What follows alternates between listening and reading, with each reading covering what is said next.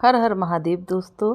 आज हम बताएंगे कि शिव को क्यों लेना पड़ा अर्धनारीश्वर रूप, यानी आधा औरत का और आधा स्त्री का रूप उन्होंने धारण क्यों किया। तो आइए जानते हैं इस कथा से। भगवान शिव के अर्धनारीश्वर रूप स्वरूप के आधे भाग में पुरुष रूपी शिव का वास है, तो आधे हिस्से में स्त्री रूपी शिवा यानी शक्ति का वास है। भगवान शिव ने ये रूप ब्रह्मा जी के सामने लिया था। मान्यता है कि शिव और शक्ति को एक साथ प्रसन्न करने के लिए भगवान शिव के इस रूप की आराधना की जाती है। भगवान शिव को कई अलग अलग रूपों में पूजा जाता है। उन्हीं रूपों में से एक है उनका अर्धनारीश्वर रूप। भगवान शंकर के अर्धनारीश्वर अवतार में शिव का आधा शरीर स्त्री और आधा शरीर पुरुष का है। शिव का यह अवतार स्त्री और पुरुष की समानता को दर्शाता है। शास्त्रों में कहा गया है कि भगवान शिव ने ये रूप अपनी मर्जी से धारण किया था।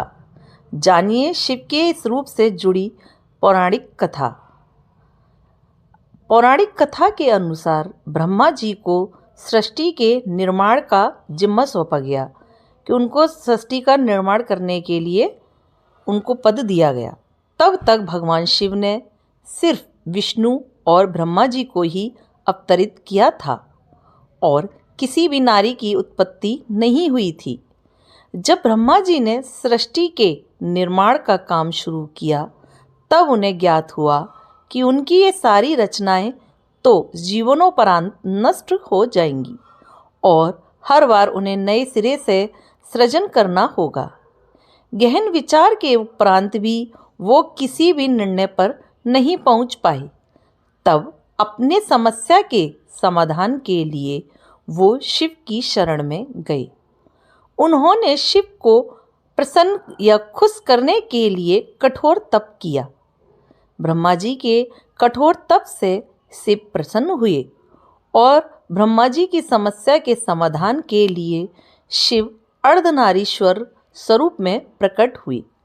जब उन्होंने इस स्वरूप में दर्शन दिया, तब उनके शरीर के आधे भाग में साक्षात शिव नजर आए और आधे भाग में स्त्री रूपी शिव यानी शक्ति।